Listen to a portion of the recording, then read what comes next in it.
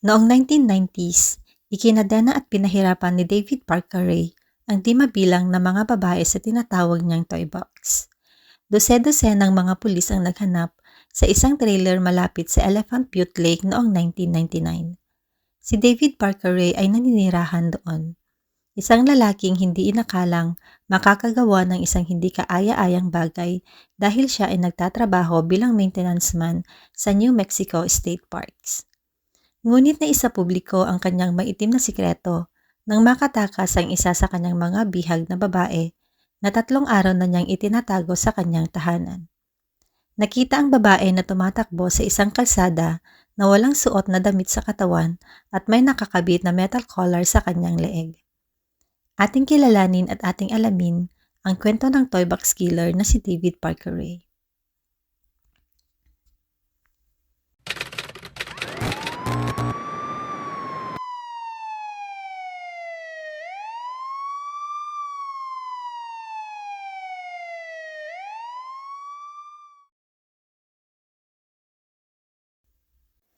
Si David Parker Ray ay ipinanganak noong November 6, 1939 sa maliit na bayan ng Belen, New Mexico. Si David ay may kapatid na 1 taon na mas bata sa kanya na nagngangalang Peggy. Ang kanilang ama, si Cecil Ray, ay isang marahas na lasinggero na paulit-ulit na inabuso ang kanilang ina na si Nettie Ray. Pagkatapos ng diborsyo, ang mga bata ay nanirahan kasama ang kanilang mga lolo't lola, kung saan ang isang istriktong lolo ang magiging gabay nila sa kanilang paglaki. Nang sumakabilang buhay ang kanilang lola, nagkahiwalay ang magkapatid at naiwan si David sa poder ng kanyang lolo. Nang magbinata si David, ay naging antisocial siya at mahiyain, lalong-lalo na sa mga babae. Dahil sa kanyang pag-uugali, binubuli siya ng kanyang mga kaedad noong siya ay estudyante pa lamang. Dahil sa insecurities at sa pakiramdam na parang nawawala niya ang kanyang sarili, sinimulan niyang gamutin ang kanyang mga insecurities sa pamamagitan ng pag-inom ng alak at paggamit ng ipinagbabawal na gamot. Paminsan-minsan ay binibisita siya ng kanyang ama. Binigyan siya ng mga men's magazine na naglalarawan ng mga pornografiya. Sinimulan ni David na pakainin ang kanyang isip sa mga baluktot na pantasya tungkol sa panggagahasa, pagpapahirap at maging sa pagkitil sa buhay ng mga babae.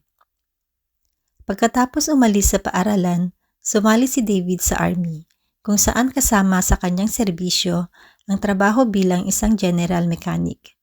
Natapos niya ang kanyang serbisyo sa militar nang may karangalan at lumipat sa New Mexico sa isang maliit na bayan na tinatawag na Truth or Consequences. Doon ay kumikita si David bilang isang park ranger at car mechanic.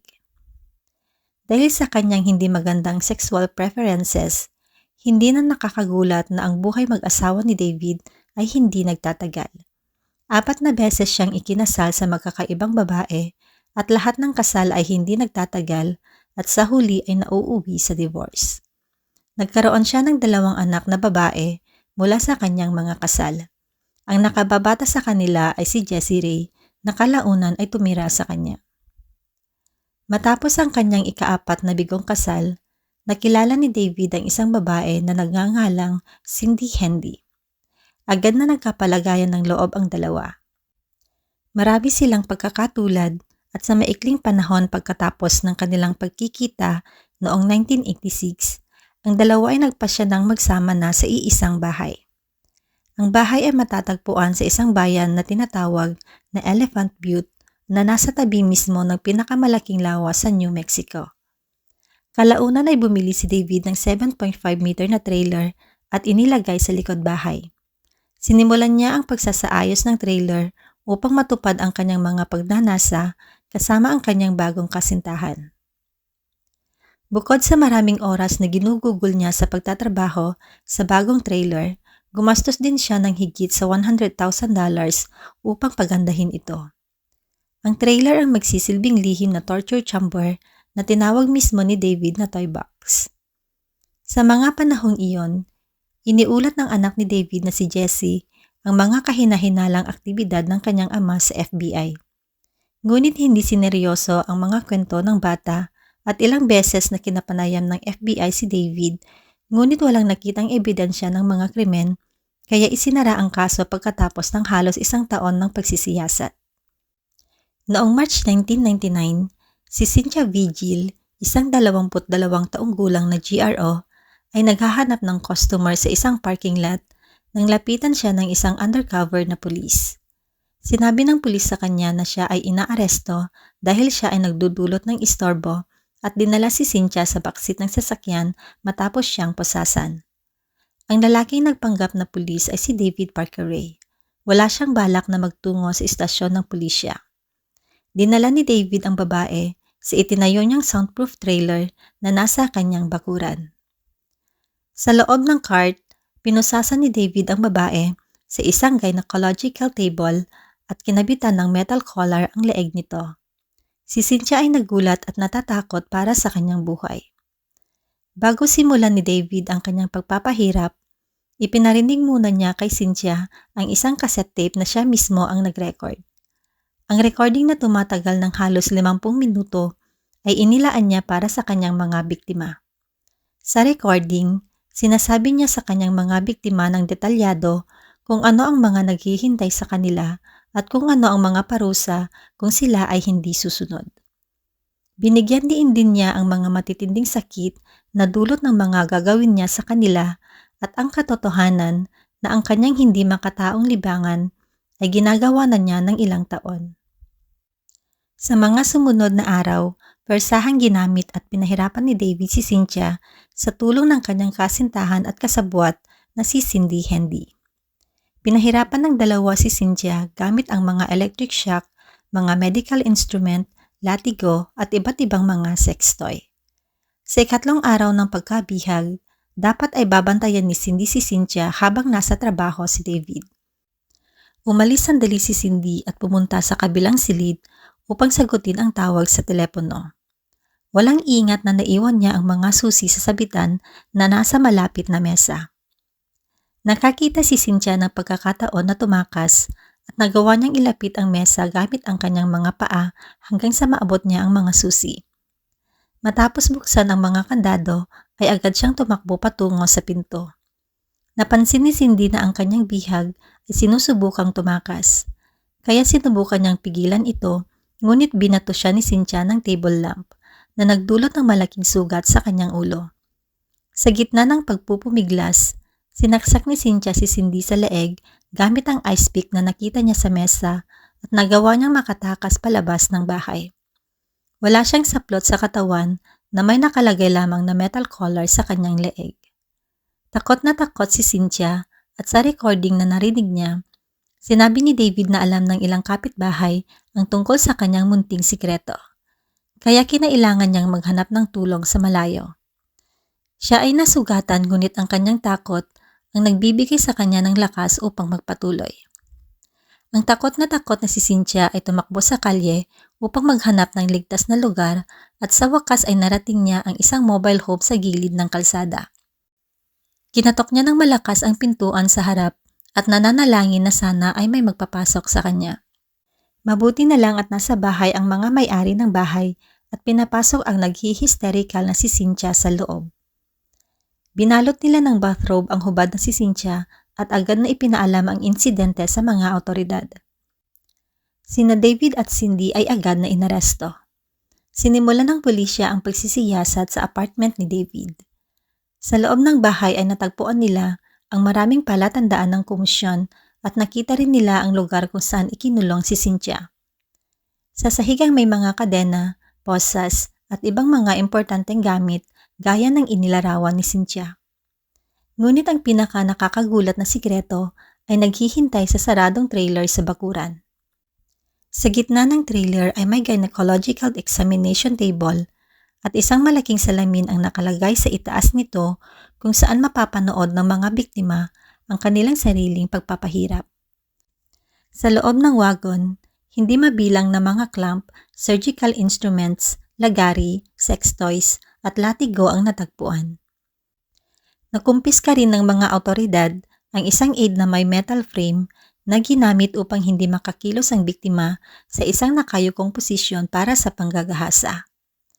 Ang mga dingding ay puno ng mga detailed diagram ng iba't ibang techniques, mga instruksyon na ginagamit upang magbigay ng matinding sakit at pahihirap sa mga biktima.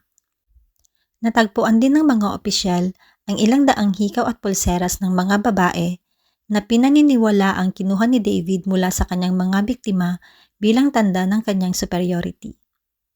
Mabilis na kumalat ang balita tungkol sa mga krimeng ginawa ni David at ng kanyang kasintahan. Hindi nagtagal ay nakatanggap ang mga pulis ng tawag mula sa isang babaeng nagngangalang Angelica Montano. Sinabi niya na ang sapilitang pagkuha sa kanya ay naganap 1 buwan lamang bago ang pagkuha kay Cynthia. Pinahirapan ni David ang babae sa loob ng ilang araw pagkatapos ay iniwan niya ito sa disyerto sa gilid ng highway.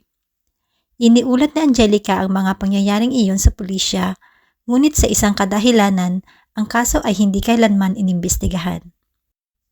Bukod pa sa mga nauna nang natagpuan ng mga pulis na mga gamit sa pagpapahirap sa mga biktima, ay natagpuan din nila ang dose-dose ng mga VHS tape sa bahay ni David. Isang tape ang partikular na nakakuha ng kanilang atensyon. Sa isang videotape na kinunan noong 1996, natagpuan ng mga awtoridad ang isang takot na babaeng biktima na nakakadena sa isang gynecological table. Dahil sa mababang kalidad ng recording, ay hindi makita ang mukha ng babae. Ngunit habang pinapanood ang video, ay nakita nila ang isang tattoo sa kanyang kanang binti. Ang recording ay ipinadala sa FBI para sa image enhancement kung saan ang na-optimize na resulta ay naibigay sa media. Pagkatapos mai-publish ang larawan, nakatanggap ang mga awtoridad ng tawag mula sa isang dalaga. Si Kelly Garrett, isang 25 taong gulang na family nurse, ay nakilala ang kanyang natatanging tattoo mula sa larawan. Si Kelly ay nahihiya at wala siyang idea kung bakit may larawan ng kanyang tattoo ang FBI. Sinabi ng FBI kay Kelly kung paano napunta ang larawan sa posesyon ng mga awtoridad. Walang maalala si Kelly tungkol sa pagbisita sa bahay ni David, ngunit nagkakaroon siya ng mga paulit-ulit na bangungot. Sa kanyang mga panaginip, siya ay nakakadena sa isang mesa at ang kanyang bibig ay natatakpan ng duct tape. Matapos siyang makontak ng FBI, ay tsaka niya naunawaan na ang mga bangungot na nararanasan niya ay hindi lamang mga panaginip. Noong July 24, 1996, si Kelly ay nasa isang bar na nagpapalipas ng gabi kasama ang anak ni David na si Jessie Ray. Pagkatapos nito ay ilang araw na hindi nakita ang babae. Ang walang malay na si Kelly ay natagpuan sa disyerto at wala siyang maalala na kahit ano. Sa kabila na siya ay nakaligtas, hindi nagkaroon ng development ang mga pulisya sa kanilang pag-iimbestiga sa nangyari sa kanya hanggang sa natuyo na ang investigasyon. Si Kelly ay hindi nakakuha ng suporta mula sa kanyang asawa. Hindi naniniwala ang kanyang asawa sa kanyang mga kwento tungkol sa amnesia, ngunit ginamit niya ang pagkakataong ito upang iwan si Kelly. Bagamat hindi naalala ni Kelly ang mga detalye ng insidente, ay may mga nakakatakot na natuklasan ang mga pulis sa bahay ni David. Sa tulong ng ginawa ni David na recording, nalaman ng mga awtoridad kung bakit walang maalala si Kelly sa mga pangyayari. Gumamit si David ng sodium thiopental at pentobarbital upang matiyak na walang maalala ang mga biktima sa mga nangyari. Ang recording ay nagsiwalat din na si David ay pinahirapan at posibleng kumitil ng buhay nang aabot sa ilang dosenang kabataang babae. Walang katiyakan tungkol dito, ngunit lubos na naniniwala ang taga-usig na si David ay higit pa sa isang sadistic torturer. Kaya ang police wanted na si David ay posibleng isa sa pinakamasamang serial killer sa kasaysayan ng Amerika. Bukod sa recording at nakilala na ng mga awtoridad ang 3 biktima na maaaring iugnay sa kaso, ngunit kailangan pa rin ng taga-usig ng karagdagang ebidensya para sa murder trial. Kung wala ang mga katawan, walang sapat na ebidensya laban kay David. Ang kasintahan ni David na si Cindy ay napaamin sa panahon ng interogasyon. Ayon sa kanya, nagtapat si David sa kanya ng pagkitil sa buhay nang hindi bababa sa 14 at sinabi rin kung nasaan ang mga katawan. Inihayag din ni Cindy ang 2 pang kasabwat, ang anak ni David na si Jessie Ray at isang lalaking nagngangalang Dennis Roy Yancey. Inamin ni Dennis na lumahok siya sa pagkitil sa buhay ng isa sa mga biktima na si Marie Parker. Sinabi niya na sinakal niya ang babae hanggang sa malagutan ng hininga matapos na pagsawaan ito ni David. Ayon pa kay Dennis, dinala nila ang walang buhay na katawan ng babae sa isang liblib na lugar sa disyerto at itinapon ang katawan sa bangin. Bilang isang park ranger, kabisado ni David ang lugar, kaya alam na agad ng mga pulis na ang paghahanap sa katawan ay hindi magiging madali. Ang malawakang paghahanap ay isinagawa sa disyerto gamit ang isang helicopter at dose-dosenang mga tao ngunit walang natagpuan. Kung walang katawan, si David ay hindi maaaring akusahan ng pagpatay. At dahil ang pangunahing layunin ay gumuho, kaya ang naging primary goal na ng prosecutor ay ang hatulan si David ng kidnapping, aggravated assault, sexual violence at conspiracy. Iniutos ng hukom na ang mga kaso ni Cynthia Vigil, Angelica Montano at Kelly Garrett ay hiwalay na didinggin. Mariing tinutulan ng prosecution ang desisyong ito dahil ang pinagsama-samang pahayag ng mga biktima ay magbibigay ng mas matibay na kaso laban sa nasasakdal. Ngunit sa Angelica Montano ay sumakabilang buhay bago pa nagsimula ang kanyang trial dahil sa overdose at ang kanyang mga testimonya ay kasama na niya sa kanyang hukay, kaya ang kapalaran ni David ay nakasalalay na sa dalawa pang natitirang mga saksi. Ang paglilitis kay Kelly Garrett laban kay David ay nagsimula noong June 29, 2000. Sa kabila ng kanyang mahinang memorya, kinailangan ni Kelly na kumbinsihin ang mga hurado na si David ay kinidnap, tinorture at ginahasa siya. Ngunit ang depensa ay determinadong atakihin si Kelly, na tinatanong ang bawat aspeto ng kwento. Ayon sa depensa, hindi siya maituturing na mapagkakatiwalaang saksi batay sa malabo niyang memorya. Sinabi ni David na kusang nagpunta si Kelly sa kanyang bahay at ang kanilang mga pagtatalik ay pinagkasunduan nilang dalawa. Tulad ng inaasahan, ang tape recording ni David at ang claim ng depensa ay magkasalungat sa isa't isa. Gayunpaman, hindi magagamit ng prosecutor ang recording bilang ebidensya. Hindi maalala ni Kelly kung pinatugtog din ba ni David ang recording sa kanya, kaya hindi itinuring ng hukom ang recording bilang relevant evidence sa kaso. Pagkatapos ng 2 linggo ng paglilitis, nagretiro ang hurado upang pag-usapan ang desisyon nito. Ang buong ebidensya ng prosecution ay batay sa testimonya ni Kelly. Ang jury ay hindi nakapagbigay ng unanimous verdict, kaya noong July 13, 2000, ang judge ay nag-utos ng isang mistrial. Napagpasyahan na magsasagawa ng muling paglilitis sa kaso at makalipas ang 9 na buwan, ang bagong trial ay magsisimula. Sa kabutihang palad, ang bagong judge ay nagpasya na ang tape recording ni David ay isang may katuturang piraso ng ebidensya at pinahintulutang i-play ito sa korte. Si Kelly ay pagod at balisa pagkatapos ng unang trial, ngunit upang makulong si David, muli siyang tumayo upang tumestigo laban sa lalaki. Sa pangalawang pagkakataon, ang ebidensya ay lubos na umaasa sa kanyang mga testimonya. Pagkatapos ng 1 linggong retrial noong April 16, 2001, matapos ang 5 oras na deliberasyon, sa wakas ay bumalik ang jury na may unanimous verdict. Kagaya ni Kelly, natapos din ang unang trial ni Cynthia Vigil dahil sa mga hindi pagkakasundo ng jury.